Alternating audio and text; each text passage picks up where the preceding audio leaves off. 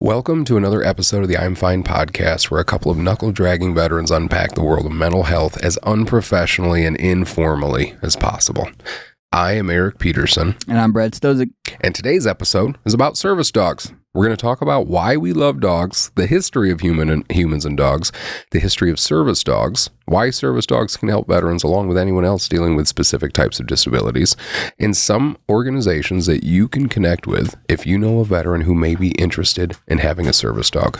And we're going to do all of this with our friend, member of the Fat family, board member of Buddy Check 22, Dave McCleery, and his service dog, Diesel.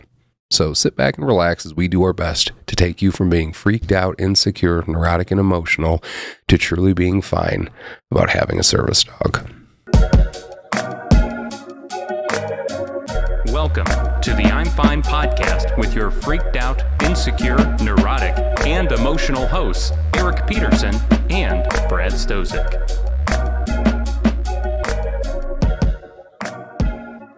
Like, as I was finishing reading that, I was just thinking about the racist shit you said when we were upstairs, and it just made me smile. Here's the thing. Remember what I said outside where I was like, I can smoke a lot? Mm-hmm. I don't remember what I said, dude. That happens. That happens. I don't think I said anything. Do you remember what you said? I really don't. About me doing the outline? Oh, yeah, I remember. It's pretty good. Thanks. I feel, but like I said, though, when it comes to doing the research that we do, and it's not super extensive, but we like to be we like to have some semblance of an understanding of what we're talking about. So we like to look up a couple of things. It's hard for me to not go down a rabbit hole about shit. And you think you understand certain things, and then you Google it and you fall down a rabbit hole, and you're just like, oh my God, like the depth of things that I'm learning. It's just the access to information we have is just so insane because of that, so I can't help myself sometimes. I will agree that is super awesome, but I do the least amount of searching possible. Well, just because, dude, I have a degree now, and now I'm just like, first thing that pops up, that looks good. You're like, and then you'll send it to me, and I'm like, this looks great. I'm going to put it right here on the fridge where everyone can see it. Except for me. Before we get further into this episode and we introduce Dave and let him talk a little bit more, though, Brad, yes, could you read me the sources for this episode? I could read you the source. Believe it or not, I can do that. I know you can. I believe in you. It's newscientist.com, mn.gov, medicalservicedogs.org, National Institute of Health.gov, and ada.gov. Very good, Bradley. Thank you, sir. So we haven't done an episode about service dogs, but service dogs are really important in the veteran community. They're really important, period, but I've noticed it more and more in probably the last decade or so, like just me personally noticing service dogs with veterans. So I thought it would be a cool thing to talk about. Personally, I've been working hard just trying to think of different ideas just as an excuse to have Dave on, because I am really happy to be able to have Dave on for a couple of reasons. I'm going to brag about him for a second. Heck yeah, he is Mr. Gratitude. We've talked about it on this podcast before. We talked about him on this podcast before. We have a closed, like a private Facebook group for the Fat Fam, and the Project Headspace and Timing family. And Dave will post up there just like things that he's grateful for. Yep.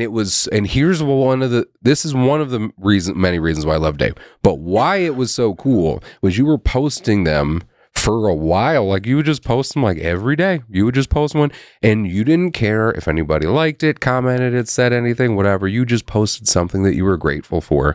And then you started seeing other people post that they were grateful for stuff. Like, that is something that I learned from you, that not on social media, but just what I say to myself. I talk about things that I'm grateful for a lot more. And one of those things is because of Dave. So you know what? I think today I'm grateful for Dave McCleery. Yeah. Thanks for being here, buddy. Not a problem. I appreciate you very much, man. So Dave, can you tell us a little bit, just a little bit about yourself, like kind of pre, during, and post military service. Well, I'm from small town, just like like you guys. A little bit further over though. Originally west side of Illinois, and when I joined the CBs just so that I could, travel and see the world. And I did. What year? 96. Okay. I went 96 to 2010. Brad wasn't born yet. I know. Yes, I was. I was 3. So, but I had like a 14-word vocabulary, bro. I'm sure he did. I'm up to like 17 now, so it's exciting. that's why you went in the Marines. Yeah. Boom. Got it. But so then I when I joined the CBs because I didn't want to be on a boat for one, but I wasn't smart enough for the Air Force. Jesus, none of us, man. None of us are So- smart enough. Nope. Air Force. So with all that, I was like, well, I went there. I was either going to go Army medic or CB. Well, I went CBs, and I loved it. Did 14 years. Can you explain briefly what a CB is and what a CB does? CBs are the Naval Construction Battalion. I was a heavy equipment operator, so I ran everything from a pickup truck all the way up to scrapers, graders, just like you see on the highway. Correct me if I'm wrong, but like you guys are the ones who go in to make it a base.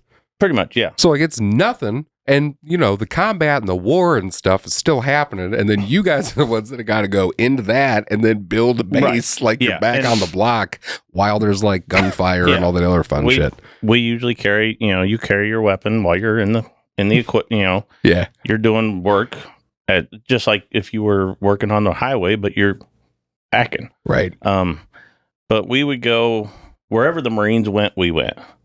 So the Marines would go in, clear the area.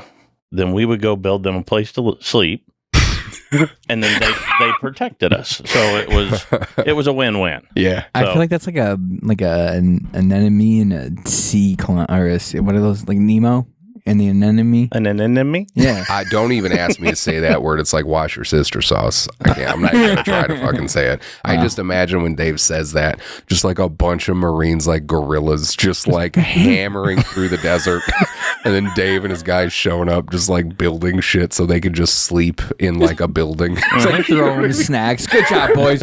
Oh, rah, rah, rah. So that's a cool job, man. Yeah. So, and then once I got out, I was going to go into the construction field, but, it's over, I don't know, like too much of the group, what do you want to call it? I just lost train. Yeah, you wanted to go in the construction field, but it just was it just the atmosphere, the vibe, the lack too much political. All the and okay. So I decided not to. I drove truck for the longest time.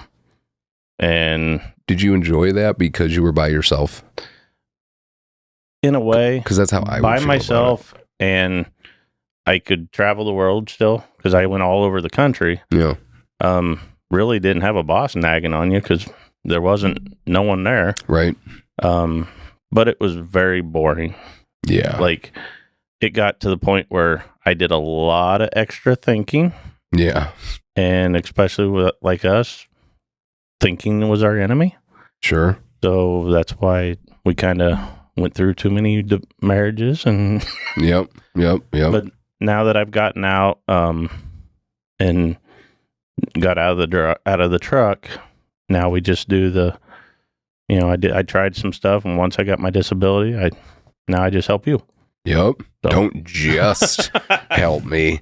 So Dave helps take veterans out for troops on trails, whether it's like fishing and stuff like that and kayaking. He's also responded to crisis calls and gone to veterans in need in the hospital. And he's also facilitated a shit ton of support groups, like to name a few things. So that man. He's just and just And now you're also on the board for another amazing veteran nonprofit in our area, Buddy Check 22. Correct. Who does incredible things for veterans. We love to work with those guys whenever we get a chance. It's free therapy for veterans. How can you be against that? And for anybody in a veterans family. And you've been on the board there for how long now? Probably about 4 or 5 months now. Very cool. And you've always had a real passion since I've known you for mental health. It seems like helping others and helping others work through their issues.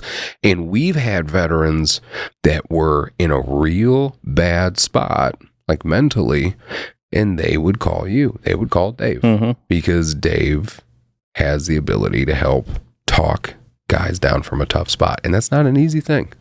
You know Sometimes what I mean? It's not. Fuck, most of the time it's not. But you're very good at that. And that's some of the other things that I think you're very good with. So, well, I'll get into the questions about Diesel later. I feel like we could spend, like I said earlier, the whole hour just like, who's a good boy? Just talking to Diesel like this entire time. But before we do, Dave, when did you first hear about even the possibility of using a service dog? I ask this because I don't know when it was that I learned that as a veteran struggling with mental health issues that I could have a service dog until, like I said, I didn't really even notice until maybe like a decade ago. So I was curious for you. Well, I kind of, when I was in the truck, when I drove truck, I did a lot of listening to podcasts or, reading, audiobooks. Yeah. And I started seeing that more and more dogs were being used for other issues. Mm-hmm. So I started doing a lot of research, going down a lot of rabbit holes. Yeah. And just finding out what the, what the uses are for. Mm-hmm. And I found that there's a lot of different types of dogs. Yep. That, you could use. So I started looking. Well, then I tried to figure out, where could I get a service dog? So I did all those researches, and that's how I found about service dogs. And I tried to get one earlier. Yeah. That before Diesel, but it didn't work out. Yeah. So, I've had 2 that didn't work out. So, and didn't work out in terms of. Well, the first one was she was in the semi accident with me, so she got hurt, got put back, and when she was a pup, and so that kind of set her back. Yeah. But she still works in some capacity, right? And then the other ones, it's just you have to find the right temperament, the right attitude for the dog.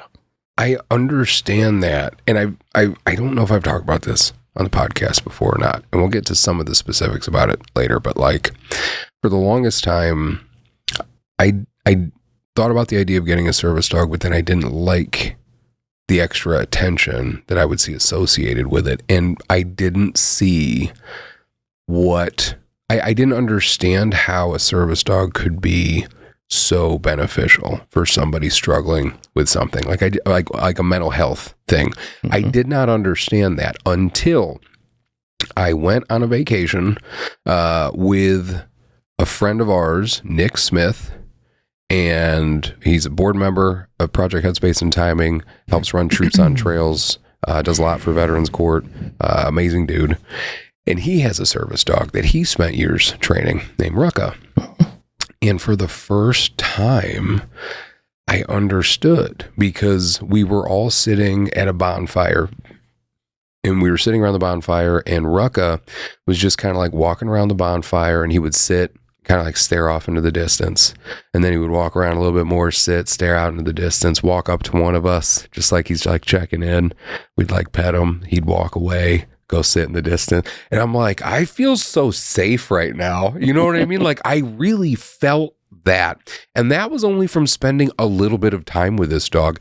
To imagine how close of a relationship I would have with a dog that I was training as much as they train. Yeah. And then and bonding with that dog. And the reason why I bring this up, because like what Dave's saying about like, it's got to be a right match. Like, yeah, dude, it's a relationship. It's you and this dog, and this dog's helping you.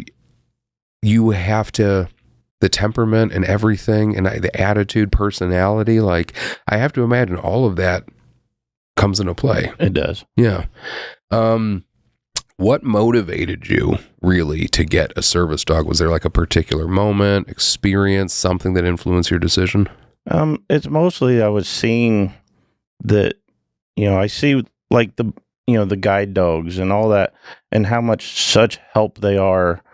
And then when I started looking at a lot of the research for like PTSD dogs, diabetes, diabetic dogs, there's, all these different types. And the studies were actually there to prove that it was beneficial. And there was numbers that says, hey, this is working. Yeah. So I thought, well, maybe this is what I can do so that I don't have to go get help. I mean, and that's pretty much what it was, because I didn't want to go to the VA and get the help. So I tried to use this. Well, right. It didn't work because you got to do both. So very true. But I also understand your logic with that, especially like as a guy. I feel like just everybody loves dogs. Mm-hmm. So it's like, do I want to go to a doctor and talk about my past trauma, or get a dog? Yeah. That I can just pet all the time. Yeah. I'm like, fuck yeah, I'm gonna get a dog, man. I want to talk about that shit. Like, hell dog. Yeah. I have a question. Yeah. This might go back to the first question that Eric asked, but if I were to get a service dog, would it be trained the same way as Diesel, or would it be different training because of a different condition? It depends on the condition that you're wanting. Like Diesel's a psychiatric dog, so he's trained on my symptoms for PTSD, anxiety. Like he reads my body. Mm-hmm. Whereas like for you with the guide dog, they would be taught how to like read, and basically more of a protection. Okay. They're like to keep you, like when you're walking down the sidewalk or something, they know crosswalks coming up. They got to stop and, let you do all your things. And it's all the way that each one's different. Gotcha. And then is the schools the same, or are there different institutions for each? They're different institutions. Well, it gotta be different. Well, yeah, you but can have some that do specialize in it, but then you have that don't specialize in the training, but they want to do like abroad. They can do that, or they can do specialized for like guide dogs. Those guys that just do stuff for guide dogs. That's interesting. Gotcha. Whereas he kind of reads me. You can get one that does dual. You can have one that does dual purpose. Yeah. Because they have to train the dog to pick up on all of these things for all of these specific ailments and disabilities and such. Mm-hmm. So it makes sense. Yeah, I like that. The idea of a general, like an all-purpose service dog who can do a little bit of everything. And then you have the ones that specifically focus on the triggers for PTSD, nightmares, whatever. Dude, there's like doctors. There's general surgeons. There's neurosurgeons. There's as Dave was talking about that, like I couldn't stop smiling because all I could think about was like if somebody gave you like the seizure sensing dog, you know what I mean, like by accident. You know what I mean? Like, and I just had like a dog that was like, dude, who'd you give the seizure sensing dog to? I gave it to Brad. Like, oh shit. You know what I mean? And you're like walking around with this dog and he's just like thinks everything's cool because you're not having a seizure. You know what I'm saying? The fucking trucks are whizzing by. Like there's gotta be different dogs for different things, and the training's gotta be pretty intense. What was the process of getting matched with Diesel like? Well, like how did you know he was the right match? Mine was a little different than some of the others. Yeah. With the organization that I went through, I purchased Diesel by myself. He was my dog. I brought him in. They evaluated him, said that it might work, it might not. Just because he is a shepherd, so that they have a little bit more issues. You looked at him for a second. They're because they are a protecting dog. Yeah. So it's hard to get that protection to be on the backside. Yeah. So that they're not aggressive, and that was he had that problem when it first, halfway through the training. How long is the training? His was 3 years. 3 years. But normally it's about a year to 2 years. Okay. But we had to take a year off because he was not grown up yet. So We've all been there, Diesel. Yeah. I thought he was going to take a travel year. I understand. He had the shepherds. They mature later. Mm-hmm. So his teenage years basically didn't come until later. Yeah. So once he grew out of that, he became more chill. God, dealing with like a hormonal service dog. Just like you want him to do something, it's like, fuck you. Yeah. You know what I mean? That's what he was doing. Dude, I have a regular hormonal dog. Right. That's true. Jesus, she is. Ugh. Well, so how did you purchased Diesel? Like you found Diesel, right, and then found the school, brought him to the school. Yes. And that was American Veteran Service Dog Association. Correct. Okay. Yeah. At that time, it was one pet, one vet. Right. So yeah. That's how long it's been. Right. Dude. Yeah. I remember it was one pet, one vet. Eric Carlson, Maggie Moran, amazing people, really cool organization. Yes. And then, so Brad, as you were saying, you have 2 dogs. You have two big dogs I also. have a big dog and a miniature dog. What kind of dogs are they? Darla is a standard poodle. Yeah. And Duncan is a miniature doodle. Yeah, poodle's got some energy. I mean, your dogs are great. I love your dogs. Your dogs are super nice. I know, they're awesome. And they seem really well behaved. They are. They're good dogs. My dog is an old, grumpy Yorkie. And like, he's like an old man because, again, whenever anybody walks past my house, he's just like, "Ma!" He yells. He just doesn't like anybody. And I love him. And we got him, his birthday's on August 1st. We got him right before Ashley and I got married. Nice. Like, we got him on he was born on August 1st and we got married on September 1st. So like, that was like our connection with Peanut. And I do love Peanut very much. Yeah. And again, and this kind of, I'm going to get into this in a second about the history of dogs and humans, but with my dog, okay, I have a Yorkie, right? Not known for any incredible feats other than like pack hunting, because they're terriers. If you get a few of them together, they will hunt some rabbits and birds and shit. But when we had Lily, when Lily was a baby and Lily was crying, because Lily is my oldest, my firstborn, Peanut didn't know what to do.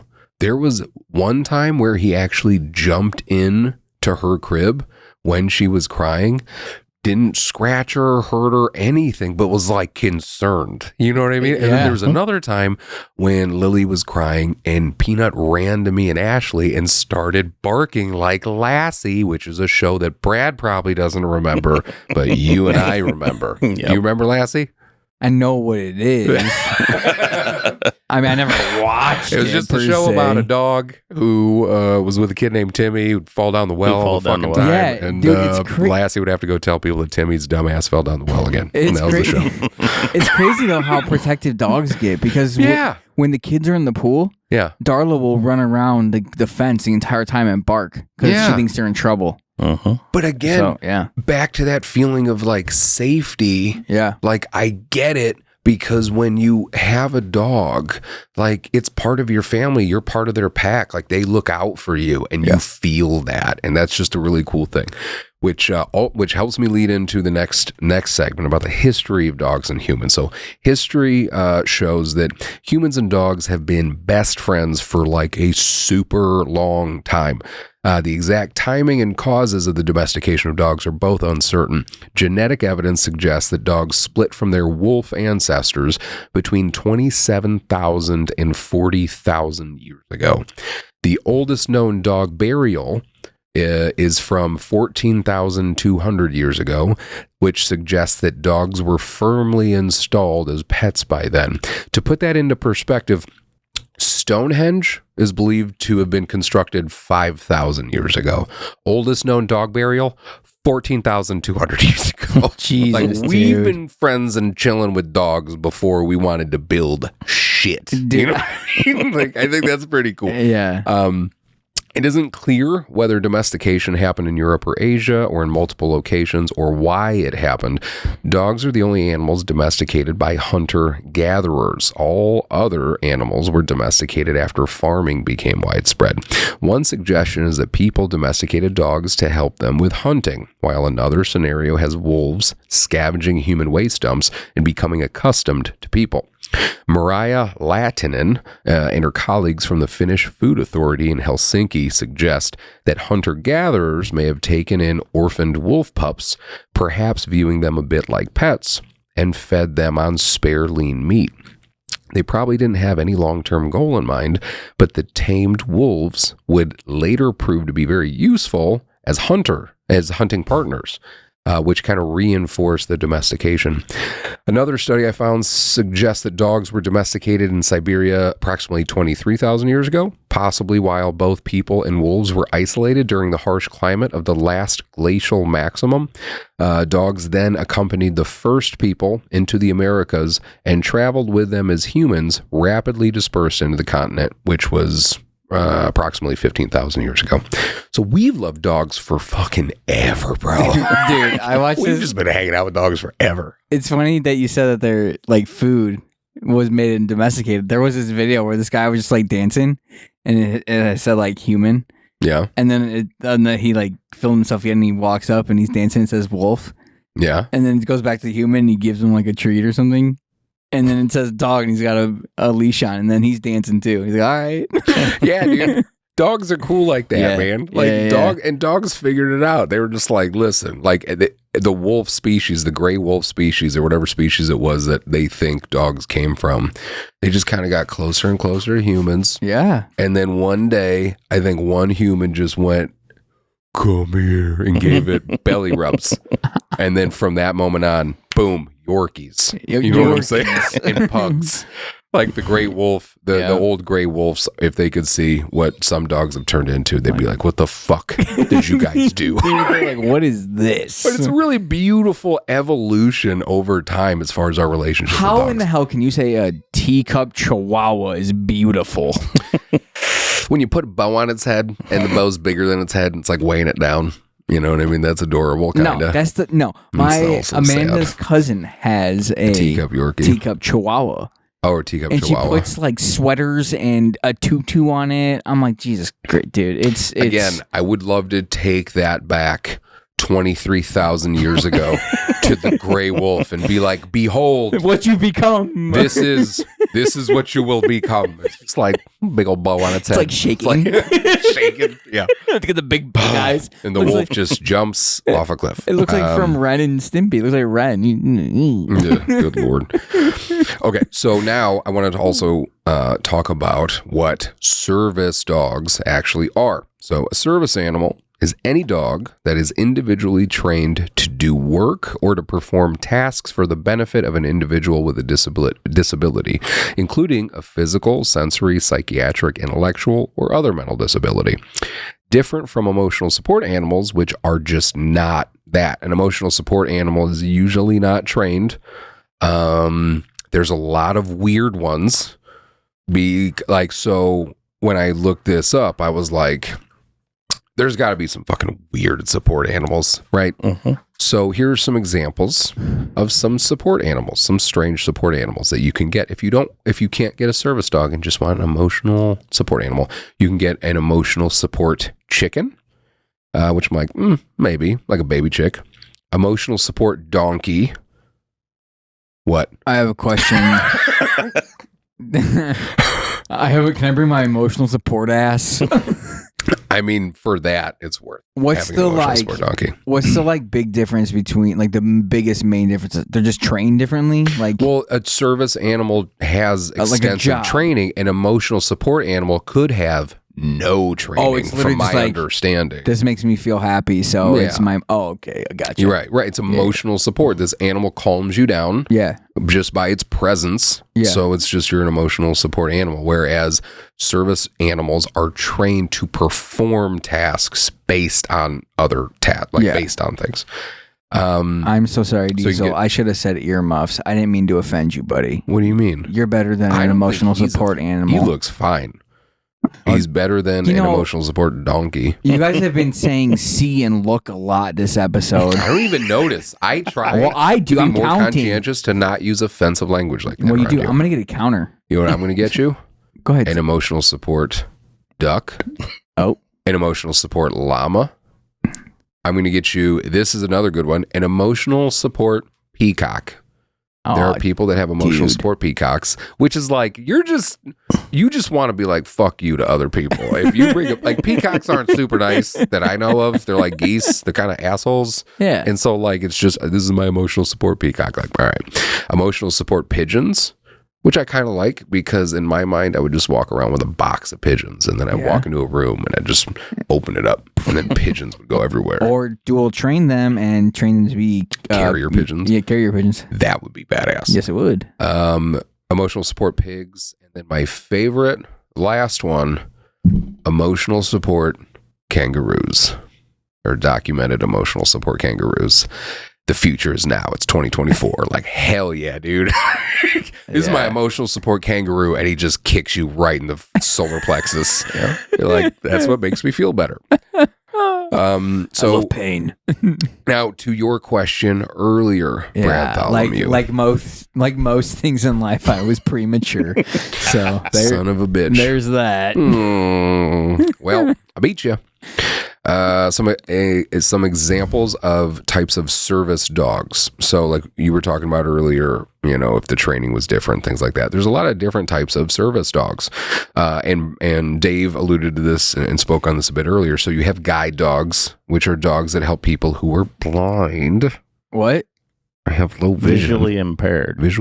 Thank you, Dave. You're welcome. Thank you so much. Wow, somebody's sensitive. Glad we're seeing eye to eye. Boom! Next one, alerting dog. That was a double. Dude, that was a double fired. whammy. That was shots fired. That was a double whammy. Okay, you know what? Now I wish I would have said the racist joke. Oh my god, it popped into my head and I was like, do I let it go? Yeah, I gotta let it go. Damn, see, I should have said the racist joke. Damn it. Sorry. Anyway, proceed. Alerting dogs. Alerting dogs help people who are deaf or hard of hearing by alerting them to sounds. Mobility assistance dogs. Those help people with mobility impairments by carrying objects or providing balance assistance. Seizure alert dogs. This is one of the crazier ones to me. They help people with epilepsy by detecting the onset of a seizure and helping the person remain safe. That's fucking nuts to me that a dog's just like, oh, like you're about to, you know what I mean? It just like runs over to you. Yeah. That's it's amazing that dogs are that intelligent. Yep. Medication reminder dogs help people with depression by performing a task to remind them to take their medication. Anxiety attack alert dogs help people with PTSD by calming them during an anxiety attack. And allergy detection dogs help people with food allergies by detecting the odor of allergens before their person comes into contact with them. Yep. Well, that's cool. That's what you do if you are rich. Yeah. I'm allergic to peanuts. I just know that I can't eat peanuts. And you're like, I'm going to get a dog that can let me know if I'm ever fucking around a peanut. Yeah. Like that's big baller stuff. Now, Brett, have you ever thought about getting a service dog? I have. Yeah. And then I went through a period where I didn't have a dog in my house. Yeah. And I was like, damn, this is nice. And then I got 2 poodles. And now I'm back to the point where I'm like, man, when they're... Because Amanda's already said, she's like, no more after this. And I was like, what if it's a service dog? She said, no more after this. Yeah. It's still a dog, dude. Yeah, it's a lot of responsibility. Still a dog. I mean, I would say I have to pick up shit, but I don't because, you know, I don't see it. Yeah, that's true. That's fair. Kids just do it. But, you know, like it's, yeah. Do you ever think you would want to get like a guide dog? I did. When I first lost my vision, I was like, man, I feel like getting a dog would give me a sense of independence back in the way of like, I'll feel safe going somewhere with my kids if it's just me and my kids, because I know the dog's not trained to like attack people, but I would feel like, man, no one's gonna mess with me if I have a dog. You know what I mean? Yeah. And I think that was the only point where I was like, maybe I should get one. But then people are like, well, it has to eat this kind of food, and you gotta like do this, and so it can live longer, and its vet bills are more expensive, and it's a lot of responsibility. Yeah, and I was like, you know what? I got a stick, dude, and it's nice. Yep, it's a pretty solid stick. Well, I mean, what about in the future? Do you ever think you might think about getting a service dog in the future? No.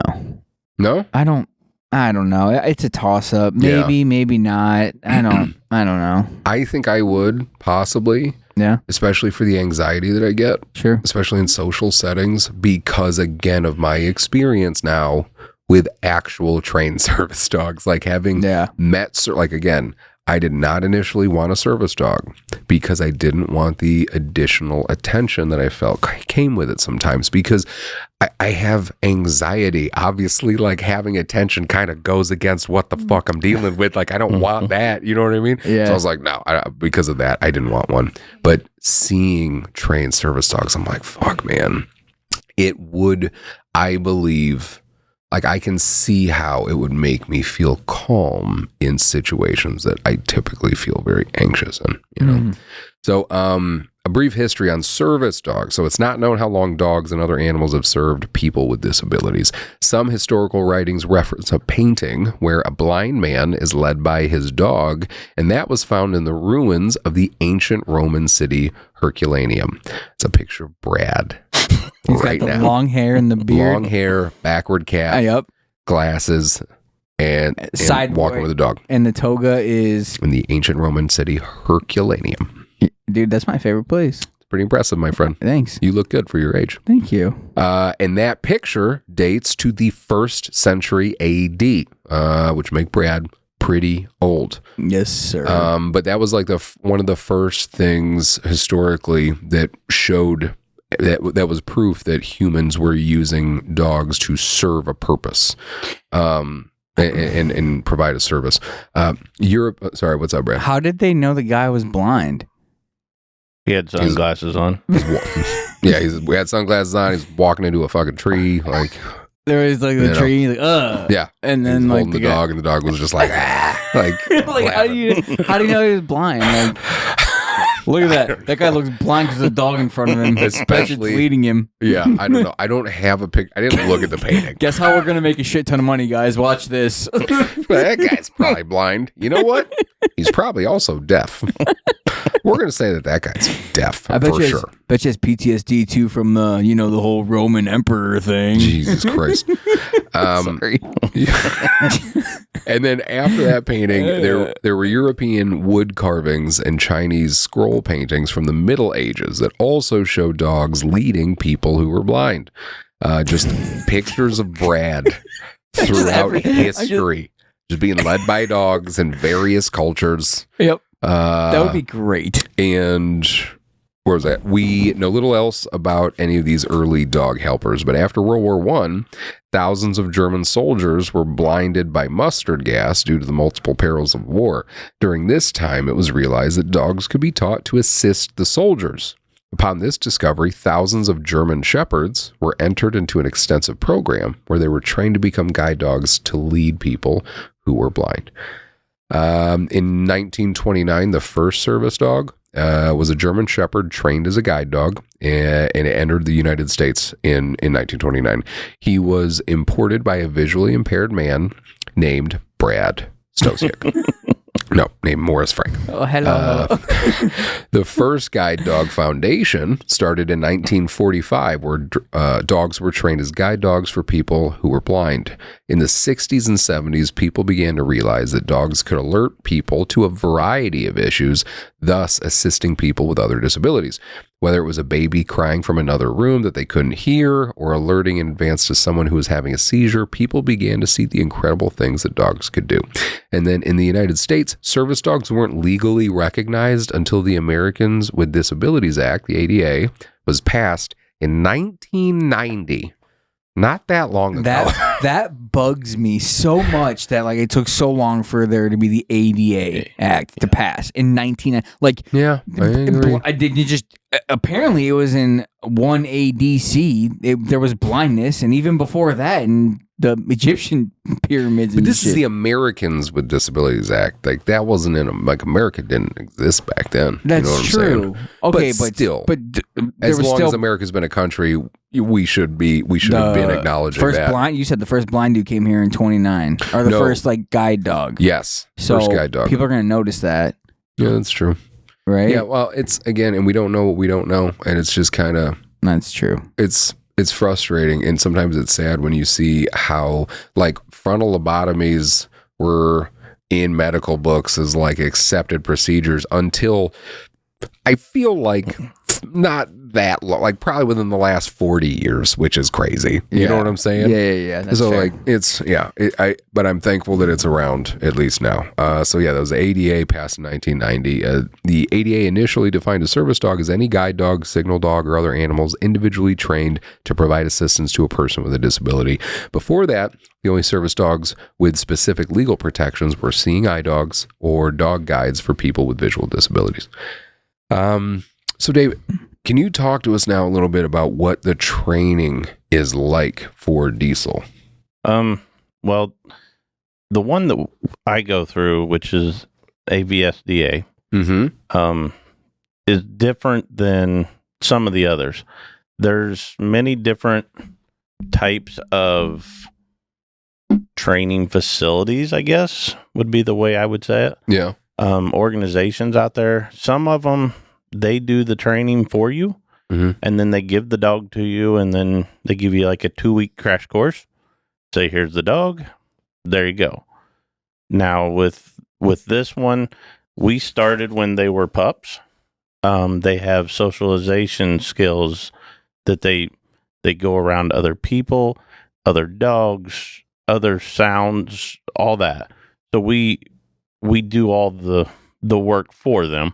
We train them. So Peggy actually trains us, and then we go out and train our own dog.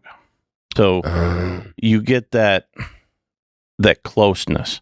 Yeah. And that's what I think makes these guys so much better, because they read you. I mean, I've been with him since he was 10 months old. So it's, you grow, and it's just like a partnership.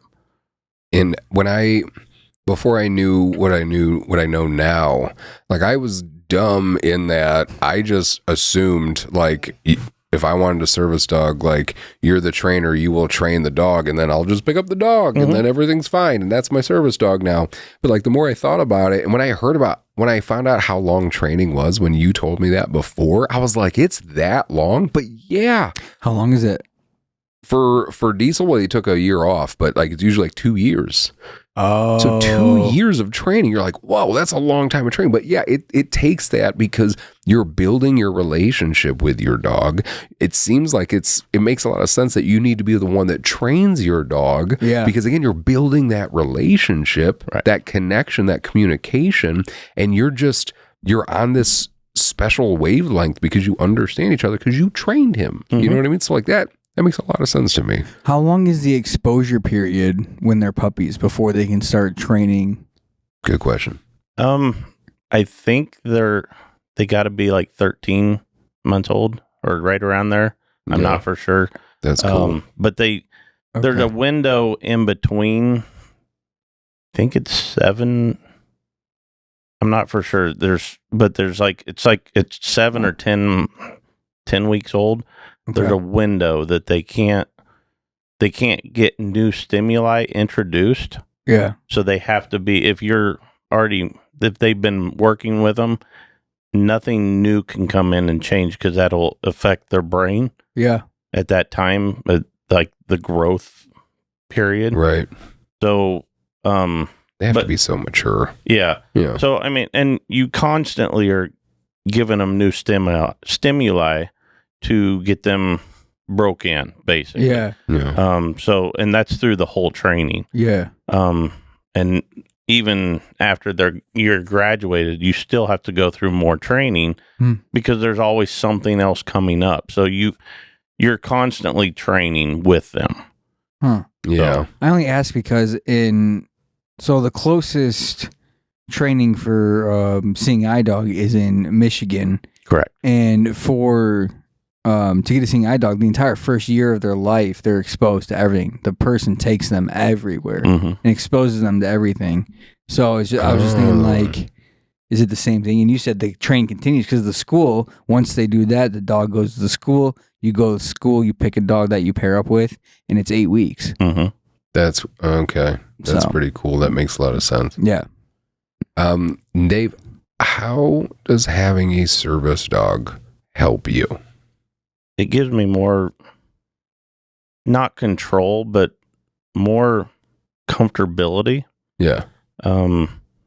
Before, if I wanted to go out somewhere, I either had to be around a group of, veterans like us that are not right in the head. Yay! Here we are. Yeah, I had to be around either a group of veterans or my wife had to be with me. Yeah. So like if I was to go to the city and it's happened, we went to the city, went to the Bean, first time there. Yeah. Too many people. Yeah. And yeah. I got pissed and we actually I had to be pushed away and say, hey, let's go. And we had to leave because I started getting agitated. Yeah. And that always makes you feel great, doesn't it? Yeah. Yep. Especially when your kids are there. Yep. But now with him, I can go out. I don't have to. I still worry a lot of what's around me, but I know he's got my back. So it's just like if I go with another one of us, right? I feel more comfortable with him. Yeah. Plus, if he knows that I start throwing some symptoms, and he knows some of the signs that we've worked on, he can actually come up and like control me here and just say, hey, we're here, we're together, and it calms me down, brings me back into that area so that I can continue doing what I'm doing.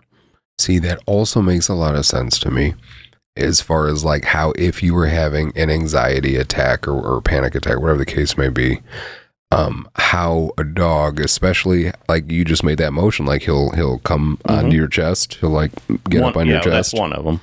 And how that would immediately make you mindful and like kind of bring you back into the moment. And then that lets you calm down because you're focusing on this dog. We're going to get into it in a second, the actual chemical thing that happens in your brain, which helps calm you down. Like I understand how that helps with things like anxiety and stuff like that. That's really cool. So and one thing you brought up, would you mind sharing any of those, like an example of a trigger or something that you might do and that Diesel would pick up on, and how he would react? A lot of it is I shake my leg. I tap my leg a lot. Yeah. So when if it starts to shake, he realizes that. He either, depending on where we're at, most of the time he'll try to get in front of me, kind of like what he was doing earlier. Yeah. And he'll try to get up. That's usually his sense to get up and put his paws on my shoulders, and then he looks me straight in the eye. And if somebody was to see that, they think, oh, he's going to attack him, But he's sitting there and he's just staring me down, and it's basically like, hey, we're here, we're team, let's go. Yeah. And it's just like you would do to somebody that's, you're in the battlefield. It's the same thing. Right. So it's that pressure and that look at him, and he's just like, dude, we're here. So yeah, we're fine. I love dogs. So cool. They're so much better than cats. Dude. Cats are dicks. Cats don't care about you. No. At all. We have 2 cats. One of them, Dolly Parton, comes down here and fucks with my Zen garden all the time. Like that's like there's sand everywhere. Like and it's supposed to be a Zen garden. Is there shit in it? I don't say it. Nope. But still, cats don't give a shit about you. Nah, dude, I hate cats. I like cats. My wife loves cats. But dude, dog energy is my favorite. I love dogs. Like I feel like depending on the breed and a lot of other variables, if you died in your house your dog would be dead right next to you. Like your dog would just lie there and just also die. Your cat would start your cat would start eating you. Like if you take a nap, sometimes your cat will start biting you. You're like, yo, I'm alive. Like, what are you doing? Like dogs are just there. It's beautiful, the relationship that we get to have with dogs. And some of that has to do with a chemical known as oxytocin, which is also known as the love drug. Two of my favorite words. We're going to go ahead and clip that and use that later, Jake. Why? Because I said ooh? Yes. Well, you gotta dude, if you're gonna say love drug, you're gonna have to say love drug. You know what I'm saying? Like, and we're talking about oxytocin, also known as the love drug. Oh, God. I just feel people just like, and we're done with this one. 173rd Best Mental Health Podcast in Cambodia. We just lost a guy. Crap. So oxytocin has a very important role when it comes to trust, recognition, and parent-infant bonding. There is a release of oxytocin during interactions between humans and dogs. When dogs and humans interact positively, like cuddling, petting, playing, both experience an increase in oxytocin. And also, when dogs and their owners gaze into each other's eyes, oxytocin levels both rise. There you fucking go again with the eye stuff, dude. Shit. God, this is so Yours offensive. is just going to give you Eskimo kisses. Why do I hang out with you guys? Eskimo kisses are great too. I know. You get a little Eskimo kiss. Oxytocin and social bonding. So oxytocin also promotes social bonding in dogs and can be used to encourage positive social behaviors in dogs towards humans. For example, when sprayed with oxytocin, dogs show more social orientation and affiliation toward their owners. Oxytocin and the human-dog bond. So the positive feedback loop between dogs and their owners that involves oxytocin may have been an important factor in the domestication of dogs. This loop is similar to the one that occurs between mothers and their infants. While it was once believed that the relationship between humans and dogs was the only interspecies relationship where there was an oxytocin release with both species, it is now known that it is possible to have a similar reaction with species like primates and horses also. I think dolphins is up there too. Probably, but you gotta be careful with those dolphins. Dude, I swam with dolphins once. Yeah.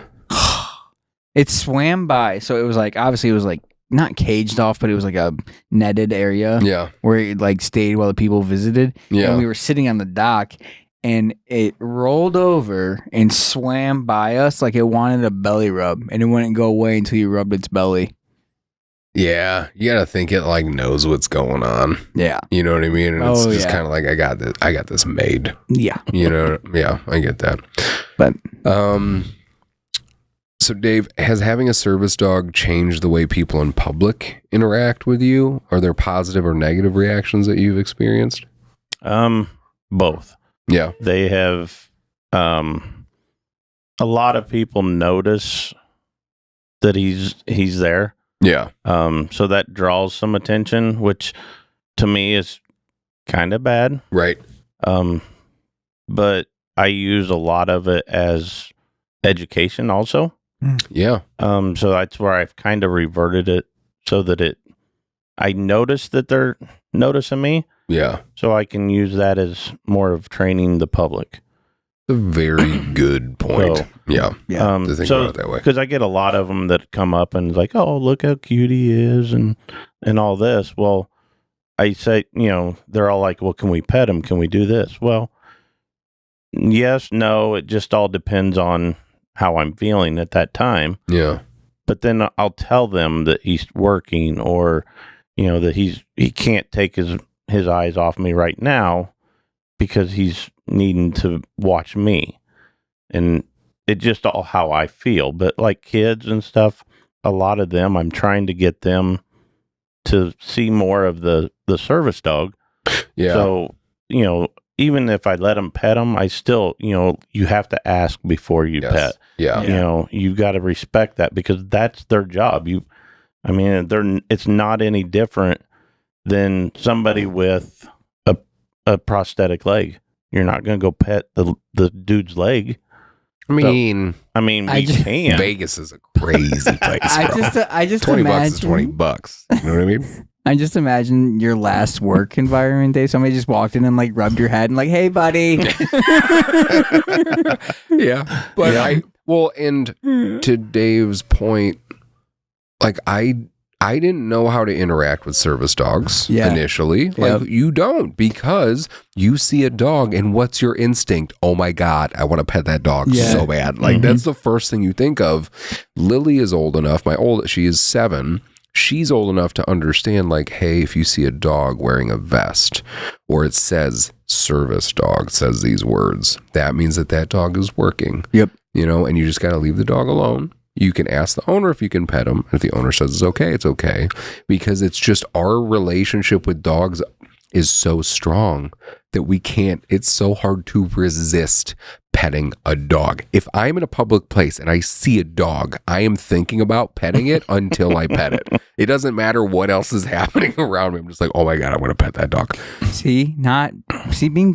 Being blind isn't bad all the time. Why? Because I don't want to touch all the dogs because I don't see them.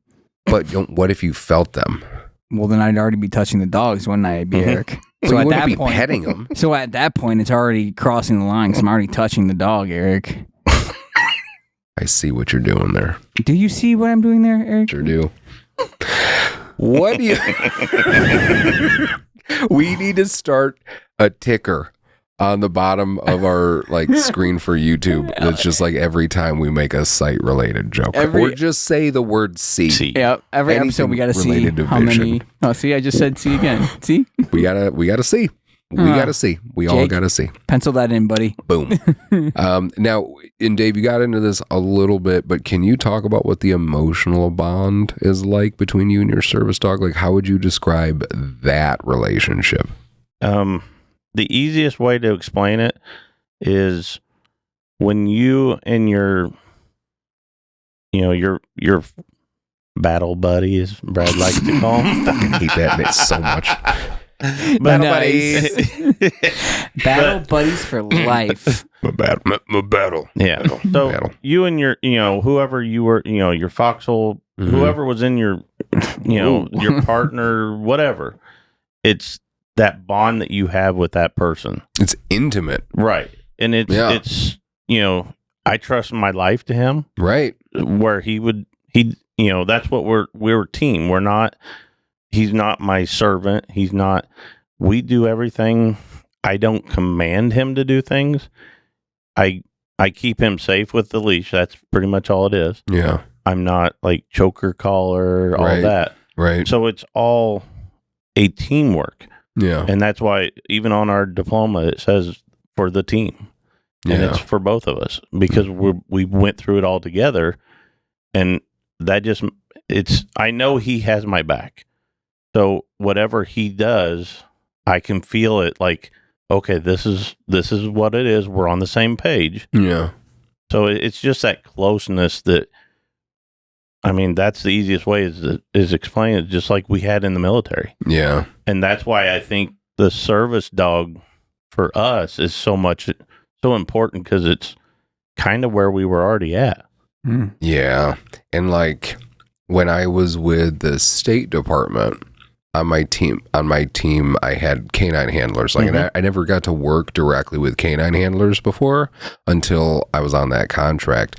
And dude, we usually had German Shepherds or Belgian Malinois and a lot of energy. But when you meet dogs that are that trained, you know what I mean? It's just, they're different. They're different type of animals, and it's amazing. It's so cool to work with them. I think aside from the training, the bond you were just talking about, I think you can have that with any dog, though. You can. I have that with Darla. Mm-hmm. Oh yeah. So yeah. And that's what makes them more of an emotional support. That aspect of it. Aspect. Yeah. But he's got tasks that he does. Like when he sees my legs start shaking. Yeah. And jumps up. That's one of his tasks. Gotcha. So that's what makes him to be able to be a service dog. He has to have at least 2 tasks to qualify for him to be a service dog out in public. Oh, that's interesting. I didn't know that. So for him to be that service dog, you said he has to perform 2 tasks based on your two of your triggers or something like that? He has to have at least 2 to to be certified. That makes sense. He can have as many as you want. Yeah. But that's yes. He has something to say. Yeah. Go ahead, Diesel. What do you got, buddy? What do you want to say? I know. What was I going to ask? How can veterans find out if they qualify for a service dog? Well, first off, you have to have a doctor. Gives you, it basically writes a prescription. Mm-hmm. And that would qualify that they say that you need it for some type of some type of issue. Mm-hmm. And then you would just go and get, like I went through AVSDA.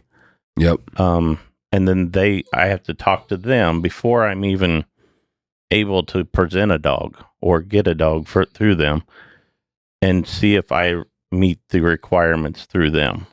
Through that individual Right. organization, because just because you go to a doctor and the doctor says, hey, yep, you definitely could use a service dog for blank, that doesn't mean that you're just going to be given one. You Right. have to now find an organization. And you might not be ready. There might, because you have to be at a certain level you can't be completely out of it and be able to take care of a dog. And you got to be dedicated for the training. Exactly. 2 years. Right. You know what I mean? Like that's dedication. So that's one thing that they have to look at. And then once you get that, then that's when they go through and try to match you up with a dog and try to, and go through the process. But as long as you have a diagnosable issue that a dog can perform the task for, Mm-hmm. then you could have, you should be able to have a service dog. That's very cool. What are some of the challenges and barriers in obtaining a service dog? The biggest one is because it's not known as well. Yeah. So like a lot of workplaces are not ready for them. So they'll try to give, I have allergies or I have this, or it's something there's a barrier there, which AVSDA has been trying to go through and alert companies and like residential places. There's housings that won't let you have them, but the ADA says you have to. So they have to go in and fight for you. Right. So, that's probably the biggest one. There's not as many locations for training. Right. Because it is such long, they don't do back-to-back trainings Right. all the time. So it might be every year they have a new class start. Right. So that's where there's a lot more veterans than there is availability. What about the cost? Well, the last I knew, it was $20,000 to get a dog. 20,000. Yeah, That's to get the dog in the training. Right. That's just for the training portion of it. That's not counting the food bills and all that. Whereas some of these, like AVSDA, they get grants through, like the radio station in Chicago. They run, a new a benefit every year. Fundraisers and stuff. There's other fundraisers all around. So that's how they can give it to them for free. So amazing. They get the training so they can have like 8 people to train, and that's how many they can slot in. But remind me, you have to get a dog first, and then you go to depending on the organization, and then you pay the $20,000 and they do the training. Well, with AVSDA, they don't. Okay. You can bring some of them. You can bring your dogs in if they're eligible. Yeah. I wouldn't recommend it as much, just because with him, it's been a lot of work. Right. They know the dogs. They have special bred lines that they use certain breeders that they know that this line of labs is perfect, so that they can weed out all this extra year training. Yeah. I didn't listen. Yeah. I was stubborn. Yeah. Just because I thought it would be cool to have a German Shepherd. Yeah. He is awesome, but it's got energy. I wouldn't do it again. I would go with what they would suggest. A buddy of mine, I talked about him. I think I brought him up before. He's a fucking Marine. Yeah. But he gets a service dog. He calls me up because he's got a service dog. And so he went into a treatment program, and it required him to leave his area and go to another area across the country. And he goes to that treatment program. While he's there, he gets linked up with another organization that hooks him up with a service dog. He had to pay an amount. In this situation, I believe he had to pay $5,000. But they took care of I can't remember the name of the organization, but it's down in Texas, and they work with Warrior's Heart. I know that. But they covered the rest of the costs, and he got a service dog, a trained service dog. I think it was one of those 2-week crash course situations. But the service dog was a Great Dane. And he called me because he was like, because I assisted in getting him down there a little bit.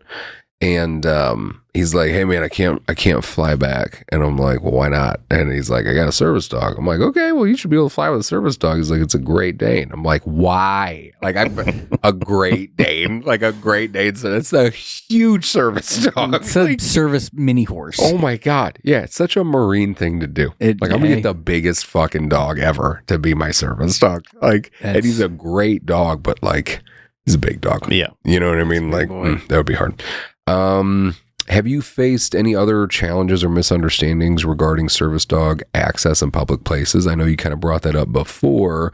You said people say they have allergies and things. I have to imagine, and again, nobody wants anybody to go into anaphylactic shock, right? And there's accommodations that can be made, but what are some of those other challenges or misunderstandings that you may have dealt with Diesel? Not a whole lot. Yeah. Other than we've had some that like, oh, you can't bring dog in here. Well, yeah, he's service dog, so he's qualified, and that's when we all carry the little cards, the just ADA cards. Yeah. And what are on those cards? It's basically it's a service dog law. Yeah. So it reads the ADA law, and it just and we carry him. I have him in his pouch just for that reason because, I mean, we all have anger issues anyways. Yeah. So if somebody gets in your face and says, hey, you can't be in here, you can't do this, I can give them the card and just walk away. Yeah. So it's a big FU. Yeah, you should just tape that card to a brick. Yeah. Here you go. But that's where a lot of we had problems with the VA at one time up at Hines. And it was one security guard. He just wanted to be a prick and he's like, you can't have them in here. They have to have special qualifications and they want to see your certificate and all this other stuff. Yeah. It doesn't, that's not true. So we had to go and get AVSDA. They went and talked to them and said, yeah, you don't have to. Training. There might be some requirements that you have to make to eliminate, like for the allergy person, but it's just to kind of, you don't want them to be uncomfortable, but also it's a tool for you. So you have to kind of meet in the middle almost. Yeah. And I'm not discounting people that legitimately need emotional support animals, because I do genuinely think there's people out there that get a lot of benefit from having an emotional support animal. Maybe they can't afford getting a service animal yet, so they're using that at that time. I get that. But I have also seen, which I'm sure is the minority of the population that uses emotional support animals, but people that use that emotional support animal, and it seems like it's to get attention. Oh, yeah. It is to disrupt and cause like a little, like some sort of, I don't know what you call it, like not necessarily like a situation, but like you want that attention. Right. I've also seen that too. That's why you have a fucking emotional support peacock. Go fuck yourself. Like, what do you mean, man? Like, and those people, unfortunately, can ruin it for a lot of the other people. Right. You know what I'm saying? That's why you got somebody at Heinz. It's like a service dog Nazi. Yeah. It's like Aussie papers, like on your dog. Like, bro, get out of here. That was a big thing for me, was when I take him out, I know there's a lot of people out there using fake dogs. They're not real service dogs. Oh, Yeah. And carrying a stuffed dog. He's my seeing eye dog. Just like, wait a minute. Like, I don't think this dog's real. Are you sure, This is a sir? stuffed dog he's been carrying around. I don't think he's a service dog at all. So your dog has wheels? I've met dogs. Well, I've met people that have introduced a dog that and said that it was a service dog, but it just didn't behave right. like a dog that had training. Mm-hmm. I'm not discounting it and saying that I'm a subject matter expert, but I was like, I didn't feel like that was Right. true. So when I take him out, that was my problem, especially the first part of it, because I expected him to be perfect. I wanted that robot that, that's what I was, because that's what I didn't want somebody questioning me going, oh, you got a fake service dog. You just slapped a vest on him. So I didn't want him to mess up at all. And that really put a hindering on my training. So I had to pull back, and now it's like, who gives a crap? Is there that group of people that go like? Because I like we were talking about. I've seen a dog before and been like, I don't think that's necessarily a service dog, but I don't think ever go up to somebody and be like, I don't think that's a real service Right. dog. You know what I'm saying? Like, how big of a piece of shit do you have to be to just walk up to somebody and be like, I don't think that's a real service dog, bro? Yeah. And you don't think people come be and say, I don't think you're really blind. That's what I'm saying. But The guess what? same type People of do people. it. The Yep. same type of people that would have the audacity and arrogance to go up to somebody that they don't know and just make some crazy assumption that would definitely hurt somebody's feelings if it wasn't true. Yeah. Like, risk versus reward. You took the risk. You're a piece of shit. Like, get the fuck out of here, man. Yeah, I agree. It's surprising to me that there are people that would do that, yeah. but maybe it shouldn't be. What advice would you give to veterans considering getting a service dog? And is there anything else you wish you would have known before getting one, other than what you'd mentioned earlier about just listening to what the instructors suggest as far as like breeds and bloodlines and things like that? I would say I think everybody should have one, honestly. What an awesome world it would be if everybody had a dog. Well, if you have your service dog, because, I mean, we've gotten so close that I tell him he probably needs a service dog for him. Oh my God, he could have Peanut as his service dog, Majorca. I almost bought Chewy has little toys for him Yeah. that I was going to put in his little pouch. So he has a service dog for him, because I tell him so much crap that in my head that I don't tell anybody else. He hears everything. So Oh yeah. That's cool. He probably hears more than my therapist. Yeah. So I mean, Right. he's probably got more PTSD than I do. I'm calling it. Within the next 2 years, we're going to see a service dog with a service dog. I almost did. He's already got grenades, so Love it. yeah. Yeah. I think he's ready. everybody should, when you turn 18, you should just be given a service dog and a joint. It's almost like the movie The Kingsman, where they gave him the dogs and they were like, you have to keep the dog alive the whole time. Yeah. But yeah, and to have that dog, I mean, to be able to have, again, strengthening that emotional bond of being able to just talk to your dog. Like, I talk to my dog all the time. It's one of the main reasons why I will never watch Marley and Me again. Yep. I will never watch that movie again, dude. That movie starts to come on and I'm just like, nope, I'm not doing it. Because like, you have this trust in your dog because your dog doesn't care. It's not going to judge you. It's going to love you unconditionally. You can say anything to it that you want. So like, whatever's in your head, if you got to get it out and you want to get it out to some thing that you know is at least expressing some love back, your dog is the perfect thing to do that with. So yeah, being able to talk to your dog and stuff, like, I love that. I think I think that's really important. Yeah, and that was my thing, is the bond that we have is amazing. Yeah. But yeah, I mean, I would probably have done it sooner. Yeah.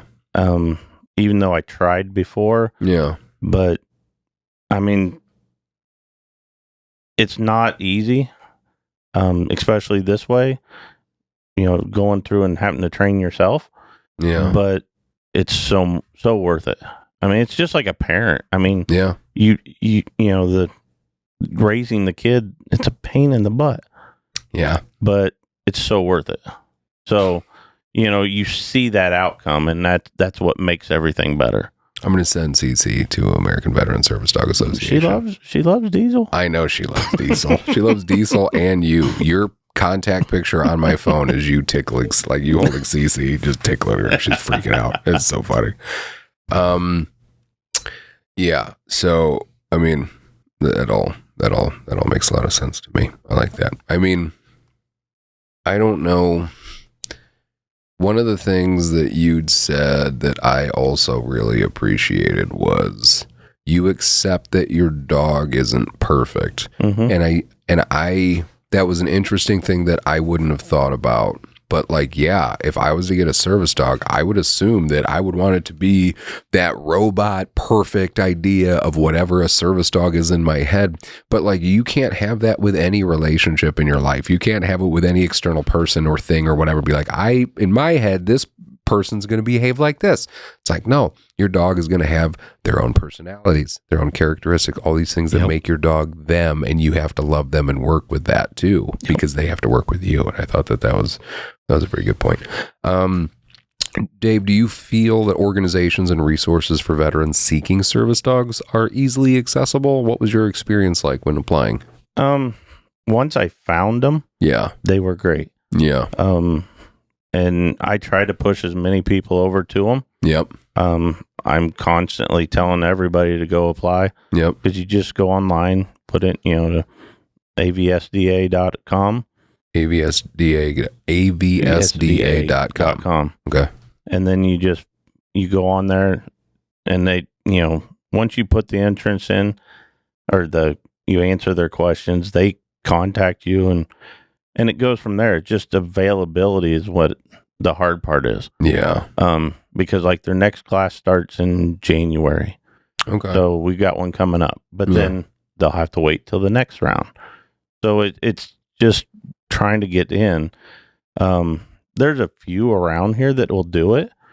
I don't know of them personally. I know a few people that's went through them, but I like the one where you're in contact, where you're the one doing the training, versus the 2-week thing. So, and I can't remember if I already asked this, and I know you said training is like 2 years, but is it like weekly, every other week, once a month with this particular program? Like what's the frequency? We have every week we would have a group. So you would have a class. We go out to Peggy's right on outside of Mantino, and we would go out there, and you have the big classroom. You all have your dog. She teaches about whatever the lesson is for that day. From there, you do private lessons, which is where you work on more issues that you're having, or when you start getting into tasking, that's where she'll give you pointers on what you might be able to use for this. And that's separate of the group. That's a separate thing. Is that also weekly as needed? Sometimes multiple times a week? It was weekly. Yeah. Everything was weekly for a while. So now they're doing more of group.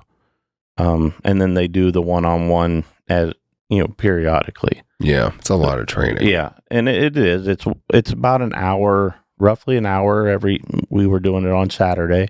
So we would go Saturday, and then you might go to the mall. You might go to this. We did at KCC a lot of times. We would do that because there was people there and moving around, and the more movement, the more they get acclimated to other stuff, so that they're starting to pay more attention to you versus, hey, there's a cat over there. There's a squirrel running through the tree, or whatever it might be. Yeah.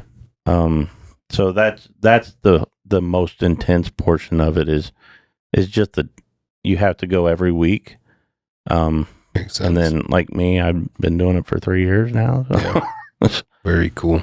I love that. And how do you maintain Diesel's training over time? And like, how important is that ongoing training for both you and Diesel? For me, it's all you're training all the time. Just him sitting here like this is training. Yeah. It's what we call study hall. Yeah. So he's there. That's his job. He's still paying attention. If you watch his ears, his ears will move every now and then. Yeah. Because that's how he's scoping it out without looking. Right. He's trying to be slick. Right. But we have to do that. So you're constantly training that way, but we have to require, once you graduate, you have to do 8 hours of public access or continuing training with the trainer. Mm. So I have to go back out there for at least 8 hours throughout the year. So that way she has something. So if she needs to tweak something later on, she can. That's really important because you got to imagine. I mean, it's not like you can just do the training and then be done for life. Like you got to do some sort of maintenance. Right. You know what I mean? I didn't think about that either. Where can people go to find laws surrounding service dogs? So something that David already mentioned, the Americans with Disabilities Act, the ADA, specifically has a section about service dog rights, and you can find that on ada.gov. Other than that, so I wanted to highlight some organizations that specifically deal with veteran service dogs. So obviously the one that we are most familiar with around here in my area is American Veteran Service Dog Association. They are phenomenal. There's also Canines for Warriors, Warrior Canine Connection, and Paws for Veterans. Those are all some examples of organizations that can help train and provide service dogs to veterans. Dave, are there any other ones that you're familiar with that I did not mention? The only other one that I know of is Vet Dogs. Vet Dogs? Yeah. They do a lot of, like, down in Southern Illinois, I know that. That's very cool. So, yeah, there's a lot of organizations out there, so it's good if you are looking for a veteran service dog or for a service dog for a veteran that you know, you can definitely look up an organization in your area, and hopefully you'll find one. Final thoughts. Anything else? Is there anything else that we left out? Anything else that you guys wanted to bring up on service dogs? The only thing that I know of is the service dogs, a lot of them will say you have to have a certification. Mm-hmm. And there is no certification for service dog. You don't need a certificate saying that this dog's a certified service dog. Yeah.